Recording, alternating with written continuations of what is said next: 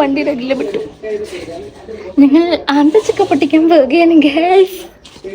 ഞങ്ങൾ ഈ തുള്ളിച്ചാടി പോകുന്നത് തൊട്ടപ്പുറത്തെ പറമ്പില് 2-3 ആന്തച്ചക്ക ഉണ്ടായി നിൽക്കുന്നുണ്ട്. അത് പൊട്ടിക്കാനാണ്. ഞങ്ങളുടെ ഈ നിൽപ്പും പാവൊക്കെ കണ്ടു കഴിഞ്ഞാല് കട്ട് പൊട്ടിക്കാൻ പോവാന്ന് നിങ്ങൾക്ക് തോന്നുമായിരിക്കും. പക്ഷെ അങ്ങനെയല്ല. ആർക്കും വേണ്ടാതെ അനാഥായിട്ട് നിൽക്കുന്ന 2-3 ആന്തച്ചക്ക, അതിന് ഞങ്ങളൊരു ജീവിതം കൊടുക്കുന്നു. അത്രേ ഉള്ളൂ. അവിടെയുള്ള ചക്കയ്ക്കും മാങ്ങയ്ക്കും ഒക്കെ ഞങ്ങൾ ഇതുപോലെ ജീവിതം കൊടുക്കാറുണ്ട്. പക്ഷെ മരം ഒരു വരമാന്ന് പോലും ചിന്തിക്കാണ്ട് അവരതൊക്കെ മുറിച്ചു കളഞ്ഞു. ഇനി ആകെയുള്ളത് ഇവനാണ്. ഇവനെ കാണാൻ കുറച്ച് ചെറുതാണെങ്കിലും ആള് ഭയങ്കരൻ. അതൊന്നും ഇങ്ങോട്ട് കിട്ടാനായിട്ട് അമ്മായി കുറെ യുദ്ധം ചെയ്യുന്നുണ്ട്. ഈ വക കാര്യങ്ങൾക്കൊക്കെ ഞങ്ങളുടെ വീട്ടിലെ ഏറ്റവും എക്സ്പേർട്ട് ആയിട്ടുള്ള ആളാണ് ആ നിൽക്കുന്നത്. കുടുംബത്തിലെ ഏറ്റവും തലമൂത്ത ആളാണ്. വയസ്സ് എത്രയെന്ന വിചാരം അതിന്റെ വല്ല ലക്ഷണങ്ങളും കാണാനുണ്ടാവും. ഈ വക കാര്യങ്ങൾക്കൊക്കെ അമ്മയെ പോലെ തന്നെ എനിക്കും കുറച്ച് ഇൻട്രസ്റ്റ് കൂടുതലാണ്. എന്തായാലും ഒരു പിൻഗാമി വേണമല്ലോ. ഇതൊക്കെ എന്തെന്ന് പറഞ്ഞിട്ട് അമ്മായി അത് തോട്ടിക്കൊണ്ട് ആ കൊമ്പിനെ ഇങ്ങോട്ട് താഴ്ത്തി തന്നപ്പോ ഞാനത് കൈകൊണ്ട് പറിക്കാൻ നോക്കിയതാണ്. പക്ഷെ ആള് നിസ്സാരക്കാരനല്ല. ഞാൻ ബലം പിടിക്കുന്നത് കണ്ടിട്ട് ഒരാൾ എന്റെ ഒക്കെ തിരുന്നിട്ട് അതിനേക്കാളും വലിയ രീതിയിൽ ബലം പിടിക്കുന്നുണ്ട്. ഇനി അവൻ കൂടുതലും ബലം പിടിച്ചാല് അത് എനിക്ക് പണിയാവും. ഞാൻ ഉദ്ദേശിച്ചത് എന്താന്ന് മനസ്സിലായല്ലോ അല്ലേ?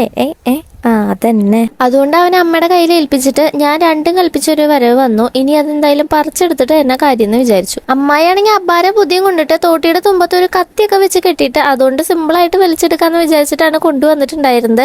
എന്തായാലും ആ ഒരു ഐഡിയ വർക്കൗട്ട് ആവാത്തതുകൊണ്ട് അതിന്റെ ഒരു കൊമ്പിനെ ഞാൻ ഇങ്ങോട്ട് ചായച്ചു കൊടുത്തു. അമ്മായി അതിനെ പിടിച്ചു നിർത്തി. അത് കഴിഞ്ഞ് ഞാൻ ആ കത്തി അയച്ചെടുത്തിട്ട് പിന്നെ ആ അന്തച്ചക്കാനെയൊക്കെ മുറിച്ചെടുക്കാനുള്ള ശ്രമത്തിലാണ്. കുറെ നേരം കഷ്ടപ്പെട്ടിട്ടാണ് അവസാനം എനിക്ക് അന്തച്ചക്ക കിട്ടിയത്. അങ്ങനെ ഒരെണ്ണം അമ്മായി തോട്ടികൊണ്ടും ബാക്കി 2 ഞാൻ കൈവച്ചിട്ടാണ് പറിച്ചെടുത്തിട്ടുണ്ടായിരുന്നത്. അങ്ങനെ ഞങ്ങളുടെ ദൗത്യം ഞങ്ങൾ വിജയകരമായി പൂർത്തീകരിച്ചിട്ടുണ്ട്. അതിന്റെ ഒരു ആഹ്ലാദ പ്രകടനമാണ് ഞാൻ രുദ്രം കൂടിയിട്ട് കാണിക്കുന്നത്. ഈ ഒരു സംഭവം മരത്തിൽ തന്നെ നിന്ന് പഴുക്കില്ല. അത് നമ്മൾ പൊട്ടിച്ച് പഴുപ്പിക്കാനായിട്ട് വെക്കണം എന്നാണ് അമ്മായി പറഞ്ഞിട്ടുണ്ടായിരുന്നത്. പറഞ്ഞ പോലെ തന്നെ ഇത് പച്ചയാണ്, പഴുത്തിട്ടൊന്നുമില്ല. ഇനി ഇത് കൊണ്ടുപോയിട്ട് ഒരു തുണിയിൽ കെട്ടി വെക്കുമെന്നാണ് പറഞ്ഞത്. 2-3 ദിവസം കൂടി കഴിഞ്ഞാൽ നമുക്ക് തുറന്നു നോക്കാം. അപ്പോഴേക്കും പഴുക്കുന്നാണ് അമ്മായി പറഞ്ഞത്. ഇനി പഴുത്ത് കഴിഞ്ഞാൽ എന്തായിരിക്കും സ്ഥിതി എന്ന് നമുക്ക് നോക്കാം. അപ്പൊ അത്രയുള്ളൂ ഗൈസ്. ബൈ.